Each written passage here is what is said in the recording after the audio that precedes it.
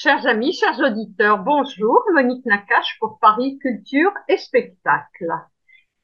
Les moments que vit l'État d'Israël sont particulièrement difficiles.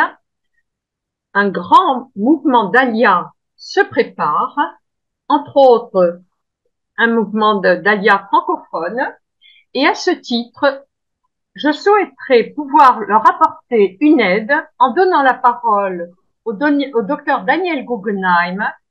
Bonjour, docteur Daniel Guggenheim. Bonjour.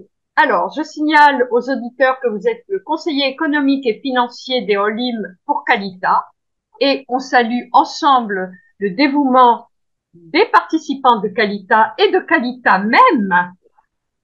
Et avant tout, on dit Baruch haba aux Olim Hadashim en Israël.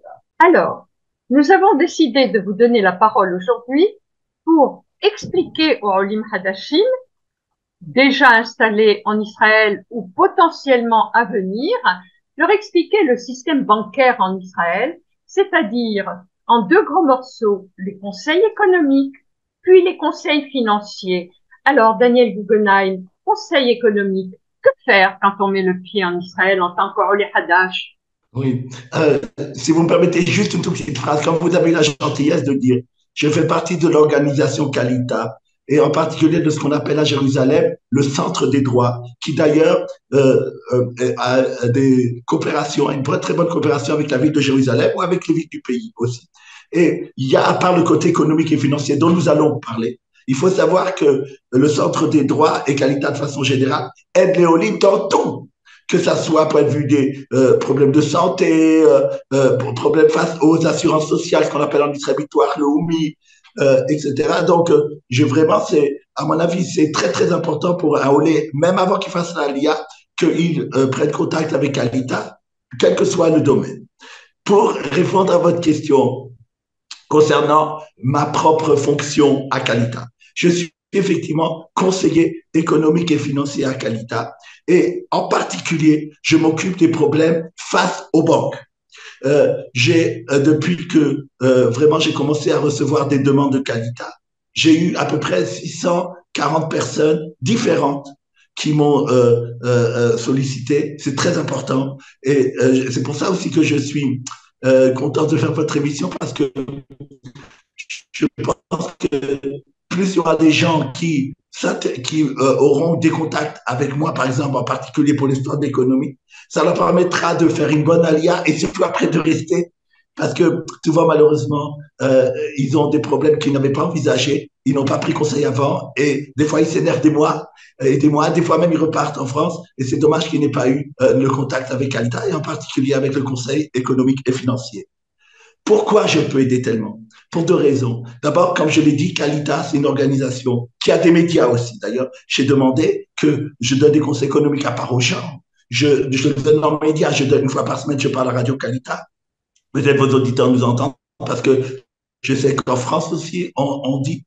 Et également, il y a un journal Actualité Juive et le petit hebdo magazine que là-bas, je publie souvent des articles, des billets, pour justement montrer que je donne aussi des conseils de façon générale. Et moi, je considère tout cela comme un tout. Et donc, pour revenir à votre question, ça, c'est d'abord le fait que je appartiens à Calita avec toute la force de Calita, comme je l'ai dit, et sur notre carte, il y a marqué les villes sont avec nous, Jérusalem ou les autres. Mais également, je fais par exemple partie d'un cercle financier francophone qui réunit des banquiers, qui réunit des experts comptables, qui réunit des francophones dans tous les métiers en Israël de la finance, très haut place. Et souvent, des gens, lorsqu'ils s'adressent directement à leur banque, ils n'ont pas des bons résultats. Pourquoi? Parce qu'il faut en parler que les Olim francophones, souvent, ne sont pas outillés pour pouvoir parler aux banques. Souvent, je dirais le mot malheureusement en hébreu, zilzoul. On ne les prend pas au sérieux. On ne leur donne pas les renseignements qu'il faut. Et moi, on dirait, il y a un mot en hébreu qui s'appelle protexia. Ça veut dire, j'ai la possibilité d'avoir des gens dans la direction. Si vous me permettez, je voudrais même j'aime bien donner des exemples. Tout à fait. Il y a très récemment, une dame, quelqu'un d'ailleurs, est venu et m'a dit comme ça. Je devais de l'argent pour ma mashkanta. Mashkanta, c'est après hypothécaire. Et tout d'un coup, la banque Elle m'a dit, tu dois 30 000 shekels. Alors, elle a versé les 30 000 shekels pour pas avoir d'histoire. Elle les a versés, elle avait la preuve de sa banque à la mashkanta. Et après, ils ont dit, non, on voit pas que tu as versé. Mais elle a dit, mais j'ai les preuves, c'est parti de mon compte, c'est pas revenu. Et donc, je n'ai pas encore payé 30 000 shekels. Au bout, elle s'est pas adressée au début à moi. Au bout de 3 mois, on lui a donné un autre avertissement. Si maintenant tu payes pas, on te met en justice. Ça veut dire procédure qui coupe tout. Elle a eu très peur, elle a repayé 30 000 shekels. Elle m'en a parlé. Je lui ai dit, amène-moi les papiers. Je suis allé avec elle à la banque, j'ai vu que ça marchait pas comme ça. J'ai dit que je connais quelqu'un très, très haut placé dans cette banque-là, qui est dans la direction générale. Immédiatement, je lui ai envoyé. Immédiatement, cette personne, alors personne n'avait rien fait pendant 3 mois, a pris les choses au sérieux. Elle a travaillé face à l'autre banque et elle a demandé encore des renseignements et c'est en bonne voie d'être résolu. Et ça, c'est très important parce que c'est des faits factuels, c'est quelque chose qui n'arrivait pas longtemps. Par rapport au livre, si vous me permettez aussi, deux choses que je commence par rapport à la protection parce que j'espère que ça va attirer des gens à demander. Souvent, malheureusement, il y a des Olim dont les parents étaient en Israël déjà et ils sont décédés. Et ils arrivent maintenant, les enfants, les héritiers, arrivent en Israël devant les banques, et ça m'est arrivé, et ils ont dit, voilà, on sait que nos parents avaient tel compte, et il y avait beaucoup d'argent dedans. On voudrait récupérer l'argent. Voici les documents en France, comme quoi on a l'héritage. La banque lui a dit, c'était la banque Leumi en particulier, mais c'est comme ça, dans toutes les autres banques, ça peut arriver. Et il lui a dit, ton compte, ce compte n'existe pas. La succursale a disparu et tout l'argent des centaines de milliers de shekels volait en l'air. Cette personne-là était affolée et désemparée. Elle m'a parlé. J'ai envoyé immédiatement quelqu'un que je connais très haut place à la banque Leumi. J'ai dit, voici le numéro de compte qu'ils avaient. Voici les papiers qu'elle a, comme quoi elle est l'héritière avec ses sœurs. 2 heures après, il m'a dit, voici l'endroit où elle doit aller maintenant à Tel Aviv. C'est vrai, cette succursale n'existe pas, mais le compte a été transféré. A été transféré vers un autre endroit. Et donc, et là, ils ont du mal à lui donner. Ils ont fait beaucoup de choses. Et chaque fois, j'étais derrière elle au téléphone ou autre, à lui donner comment dire, à l'aider, à lui donner des conseils. Et elle l'a eu. C'est une de mes plus grandes fidèles. Daniel, le problème basique, c'est que face aux banques, le Olé Hadash francophone a souvent le barrage de la langue. Tout à fait. Dans la plupart des agences, il n'y a pas forcément d'employés qui parlent français. Tout à fait. Alors d'abord moi, puisque je fais partie d'abord de Qualita, donc j'ai eu des contrats comme ça, et ils sont intéressés à avoir des Olim. J'ai dans plusieurs banques des gens à qui je peux dire, voilà, celui-là il est francophone, tu peux aller là-bas. Et eux, ils savent que c'est moi qui envoie. Et s'il y a un problème, moi je suis derrière. Et donc, d'abord, c'est ce que vous dites est un réel problème, qu'il n'y a pas, même dans les endroits où il y a beaucoup de francophones. Et donc, ça aussi j'aide. Les gens me demandent, je dis voilà, ce qui est important, c'est les services. Et moi, je peux donner quelqu'un qui donnera même son téléphone et qui te résoudra, et qui est spécialiste pour les Olim de France. Et ça dépend où il habite, ça dépend de choses. Et moi, après, je suis garant. Nous, on n'avons aucun intérêt à ça. Moi, j'ai aucun intérêt pécuniaire à envoyer chez un tel ou un tel. Mais des fois, ça m'est arrivé que la personne n'a pas donné le service que je voulais. Et j'ai téléphoné à celui qui était en relation. Et ça a marché. Ça veut dire que c'est très important et les gens ne savent pas cette chose-là. Oui, tout à fait. Alors, Daniel, dans le concret maintenant, donc le Olé Hadash arrive avec sa famille ou seul. Que doit-il faire avant tout en mettant le pied en Israël? Aller voir Qualita. Même avant de prendre. Et ouvrir un compte. Bien sûr, parce que s'il n'ouvre pas un compte. Mais ce que je voudrais dire, quelle que soit la ville où il va, qu'il m'appelle avant, qu'il contacte avant le centre des droits, même depuis Paris. Ça m'arrive souvent que des gens depuis Paris. Vous me faites penser à la chose suivante. Vous savez, il y a ce qu'on appelle les problèmes de blanchiment d'argent, c'est-à-dire Israël, depuis les années 2000, a été mis sur la liste noire. Et à cause de ça, les banques font énormément de difficultés pour faire venir de l'argent, pour accepter de l'argent qui vient de l'étranger, même si c'est des hauts-lignes. Et ça coûte très cher. Et donc, moi, je peux leur indiquer les endroits où je sais, ou les façons qu'ils ne savent pas, quand c'est de l'épargne, etc., où ils peuvent le faire beaucoup plus facilement et en plus en payant beaucoup, beaucoup moins de charges. Et donc, c'est pour ça, c'est un des grands problèmes que j'ai. Et Revolut et tout ça, et ça peut arriver tout d'un coup qu'il y a un problème. Et sur des grandes sommes, moi, j'ai très peur. Je parle dans le système bancaire général ou des systèmes qui sont surveillés. Je peux leur dire, voilà, vous pouvez faire ça ou ça. Et donc, ça aussi, comme c'est un problème général. Une dernière chose, parce que je me suis rappelé, vous avez parlé de Oli, je voudrais juste vous dire une chose parce que ça m'a beaucoup marqué. Il y avait une soldate, cette soldate dans le sens que Victoire Chioukloumi, des fois on n'est pas soldat, vous savez, on fait service civil. Depuis 12 ans qu'elle avait terminé le service civil, l'armée lui devait de l'argent en face à la banque Loumi. Et pour une raison quelconque, elle a fermé un décompte. Elle n'avait pas réussi pendant 12 ans à avoir, et c'était une grosse somme, plus de 10 000 shekels, une pauvre fille. Je suis allé avec elle dans deux, trois banques, de cette banque-là, dans deux, trois, et on a réussi en une journée à faire ce qu'elle n'a pas réussi en 12 ans. Encore une fois, pour moi, c'est quelque chose qui m'a marqué, et ça arrive très, très, très souvent. Mais c'est extrêmement important parce que changer de pays, qu'on le veuille ou pas, même si on est très attaché à l'ALIA, il y a c'est un paradigme complètement différent. On rentre dans un monde totalement différent. Donc, on sait que les repères vont être déjà chamboulés. Si en plus, il y a un problème de parnassin, un problème de vie quotidienne, et la grande chance, c'est de pouvoir compter sur vous, leur donner cette aide, leur dire qu'ils peuvent compter sur Qualita et l'aide que vous pouvez leur apporter, puisque je sais qu'il vous arrive même de vous déplacer. Inutile de vous dire que en donnant votre numéro de téléphone, la ligne va sauter. Hein. C'est-à-dire, je donne le numéro de Qualita, eux, ils font un premier. Oui, tout à fait. On le donnera après, en fin d'émission, Daniel. Bien sûr, le numéro, Hein? oui, oui.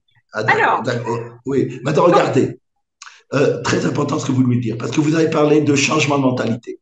Je pense que ça existe aussi en France, je ne sais pas parce que j'ai fait mes études, mais il faut malheureusement le dire. Les banques, souvent, font des choses qui sont pas tellement normales face au compte. Par exemple, la plus fréquente, c'est prendre des commissions pour des choses qui n'ont pas besoin. Par exemple, quelqu'un qui a un compte qui est toujours en plus, donc il n'est pas un minus, qui n'a pas besoin de prendre de prêt. La banque, sans lui demander, va lui faire payer une commission d'avoir le droit à un prêt quand il veut. Et moi, j'ai eu ça de quelqu'un qui était infirme, que la sclérose en plâtre. Et la banque, pendant des années, lui a pris indûment des dizaines de shekels, alors qu'elle était toujours en plus. Alors j'ai dit, mais pourquoi vous avez fait ça? Ils m'ont dit, on va lui rembourser quelques mois. Et pourquoi je vous dis ça? Parce que très souvent, ils regardent ceux qui regardent les comptes et ceux qui ne les regardent pas. Et donc, ils savent que les Pradash ne le regardent pas. Ils savent que les infirmes ou les gens âgés ne vont pas regarder. Et donc, ils vont là prendre des comptes de commission. Ça, on peut se plaindre. D'abord, on va sur place et on s'arrange. On peut aussi se plaindre à la Banque d'Israël, bien entendu.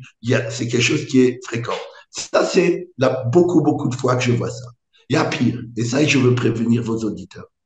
C'est qu'il y a ce qu'on appelle les vols. La presse israélienne, la presse financière, qui fait souvent son rôle à ce niveau-là, raconte comment des banquiers peuvent prendre sur le compte des gens de façon indûment des millions et des millions de shekels. C'est arrivé il y a quelque temps. Une dame qui était devenue veuve, elle avait 50 millions de shekels. On lui a dit maintenant, t'es en découvert. Elle a dit comment vous faites? Pendant des années, celui avec qui elle avait toute confiance, le banquier à Tel Aviv, lui avait pris tout son argent et même emprunté dessus. Et elle n'avait pas compris. C'est terrible. C'est terrible. Et c'est pour ça que je dis la première chose que je dis aux gens, et dans mes émissions, mais que je dis aux gens quand ils ouvrent un compte, vérifiez votre feuille de compte tous les jours et vos cartes de crédit. Parce que les cartes de crédit, ce qui arrive souvent, je ne sais pas comment c'est en France, il y a ce qu'on appelle les hakerim.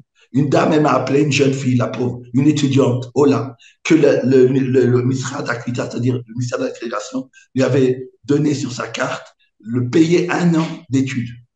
Le soir même, elle m'a dit, il a disparu l'argent, quelqu'un de Suisse lui a pris. Et donc, alors, il y a une procédure pour récupérer l'argent auprès d'eux. Ils ont des assurances aussi, les trucs de crédit. Mais il ne faut pas toujours leur rôle d'empêcher que l'argent parte. Des fois, oui, ils ont des algos, mais des fois, non. C'est pour ça qu'il faut tous les jours vérifier son compte bancaire et son carte de crédit. Ça ne prend pas beaucoup de temps. Et au début, moi, je le fais avec la personne. Mais il vaut mieux poser plus de questions que pas en poser. Si on a le moins de doute, il faut nous appeler. Ça m'est arrivé, même si c'est des petites sommes. Parce qu'à partir du moment où le banquier en face de vous sache que vous n'êtes pas ce qu'on appelle en hébreu un frayeur, et donc vous allez réclamer pour chaque chose, Alors vous êtes, c'est un blanc-seing. Combien de fois je l'ai fait ça? Et donc, ils savent. J'ai dit, venez à la succursale. Maintenant, chose très grave qui est arrivée, je trouve.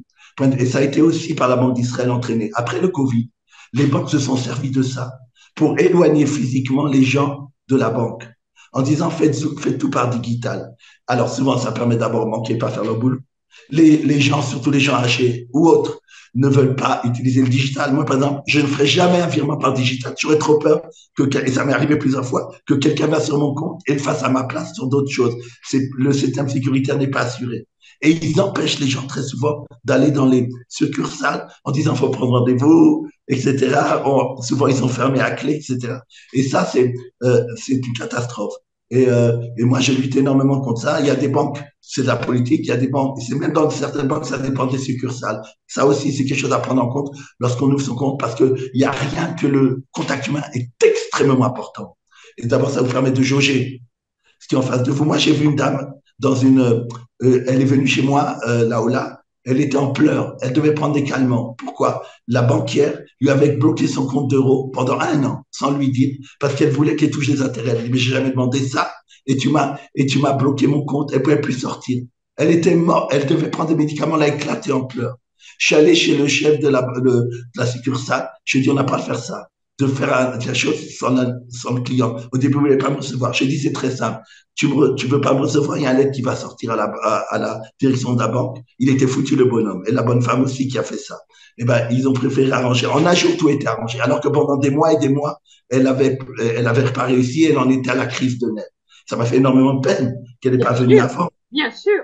Alors, Daniel, le temps qui nous est imparti avance très vite. Oui. Rentrons dans donc, il a ouvert le relais Hadash a ouvert son compte. Vous leur conseillez de voir leur compte tous les jours et surtout de définir les cartes de crédit. Et je pense que c'est un excellent conseil que vous donnez. Alors maintenant, on va passer à la deuxième partie qui concerne les conseils financiers parce que en dépit de la guerre, la consommation reprend, le shekel se stabilise.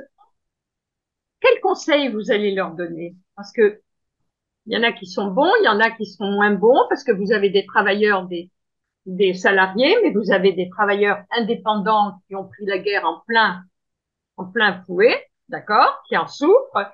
Il y a aussi, je voudrais que vous parliez des transactions immobilières. Donc, vous voyez, vous avez un melting pot. Je vous donne le bébé carrément en entier.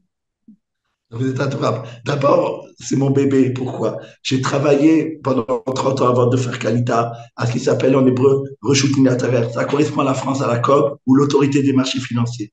Et pendant 15 des 30 années, je faisais du contrôle sur les investissements, c'est-à-dire si les conseillers dans les banques ou bien les gérants de portefeuille faisaient bien leur boulot. Et donc, j'aime beaucoup ça, de voir je vois qu'est-ce que les gens ont besoin. Et beaucoup de gens ne connaissent pas comment ça se passe ici, point de vue des investissements. Je parle très très souvent, par exemple, en France, je sais que ça existe, mais en France, c'est beaucoup moins intéressant qu'ici. En France, on appelle ça SICAV monétaire. En hébreu, on appelle ça Caspiot Chikliot. Quelque chose qui est tous les jours liquide. C'est formidable. Ça ne fait qu'augmenter parce que les taux sont très forts de la Banque d'Israël et ça rapporte en ce moment entre 4 et 5 et il y a des avantages fiscaux. Et ça, les gens adorent parce que la volatilité est très faible. Il y a des pères de famille souvent ne supportent pas, même si après on va dire ça va beaucoup monter, ils peuvent pas avoir des grandes baisses. Et ça, ce genre de choses, c'est formidable. Et les Israéliens se sautent dessus depuis la guerre, même avant, pardon, depuis que les taux sont forts, ils vont sur cette chose. À part ça, aussi, les gens qui veulent faire des investissements financiers en Israël, qui n'hésitent pas à me demander, j'en ai, et j'ai des gens à qui je gère, que, bien sûr, je parle de gérer, que je conseille. C'est-à-dire, je suis au téléphone quand il y a la conseillère d'abord, c'est permis. Et des gens, quand je suis venu, perdaient 10-20%. Quand je suis intervenu, ils gagnent maintenant le contraire. Et c'est pas, alors ils donnent aux autres que mon adresse, parce qu'ils disent c'est formidable. Avant, je perdais, maintenant, je perds pas. Parce que je sais comment ça marche, je sais ce que ça veut dire. Donc, ce que les gens ne peuvent pas comprendre. Et des fois, les conseillers financiers dans les banques, ils ont d'autres intérêts que les clients. C'est Oui. malheureux, mais c'est comme ça qu'il faut le savoir. Et moi, je fais ça, encore une fois, bénévolement, ça me fait plaisir quand je vois des gens comme ça gagner des dizaines et des milliers de shekels et aussi récupérer des impôts de cette façon-là. D'ailleurs, tout ce qui est de problème d'impôts et tout ça, bien que moi, je ne fais pas directement, j'ai un expert comptable qui gratuitement renseigne les gens, tous les problèmes entre Israël et la France, point de vue des impôts. Il est francophone et j'ai énormément de demandes aussi à ce sujet. Ça, c'est financier. L'immobilier. Je veux dire ici aussi, qu'on m'écoute, que vos livres m'écoutent. Les prix en Israël ont baissé depuis un an de façon beaucoup plus forte que les promoteurs le disent. Il y a des articles de fond qui sont dans la presse financière israélienne, des preuves factuelles. On parle de même 20% dans certains endroits. Et ça dépend, bien sûr, vous avez maintenant Ashkelon, vous n'avez pas ce qu'on appelle la mama, c'est-à-dire pour pouvoir vous protéger. Alors là, et en location et en vente, c'est très grave. Maintenant, ce qu'il y a, c'est que c'est évident que ça va continuer. Tout le monde dit que les prix vont continuer à baisser. C'est normal parce qu'ils augmentent aussi de 30% dans un an et demi. De toute façon, dans le monde entier, c'est comme ça.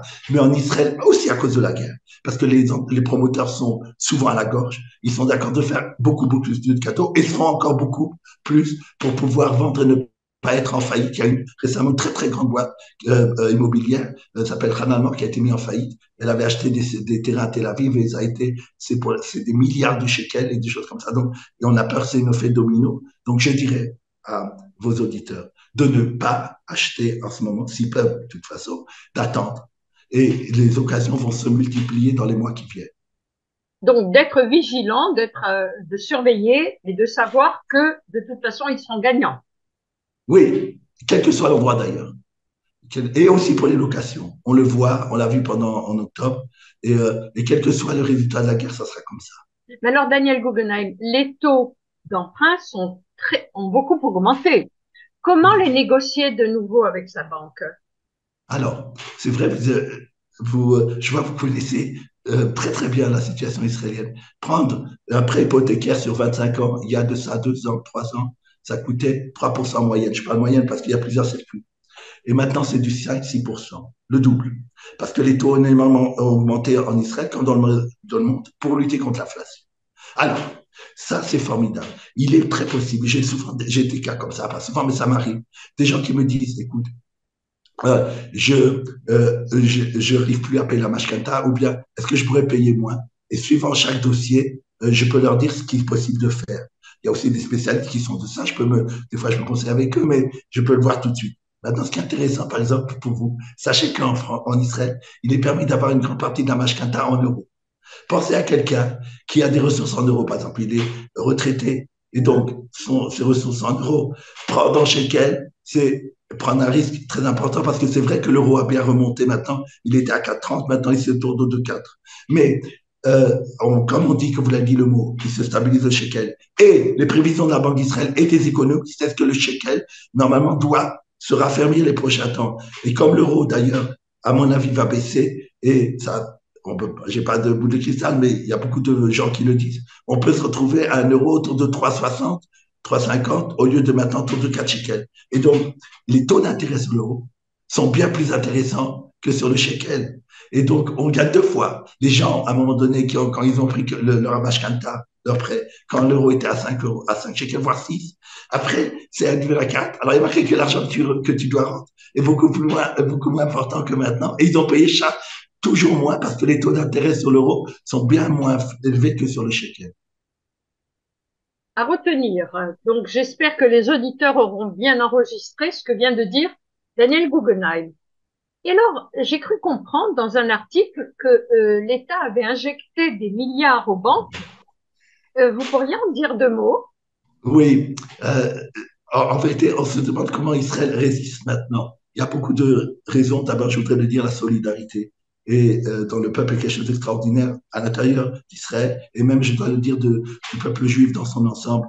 Beaucoup de gens, je sais, donnent de l'argent de l'extérieur, et ça aide beaucoup plus qu'on croit. Même certains investissent en Israël. On m'a dit, quelqu'un qui travaille au Crédit Agricole m'a dit cette semaine, pour Israël, il travaille là-bas, il est représentant, il m'a dit, tu sais pas combien d'investisseurs français, je pense juste souvent, vont dire maintenant je veux aider Israël en investissant en Israël sur le marché financier. Donc, C'est quelque chose qui est très important. Maintenant, la politique qui est menée, c'est Keynes. Comment il a sorti de 1929? Il a dit, il a fait quelque chose de révolutionnaire. Il a dit, faut injecter des liquidités dans le gouvernement, dans l'État. Dans l'État doit injecter des liquidités pour faire marcher la machine, faire des grands investissements, permettre aux gens de pouvoir tenir cette période.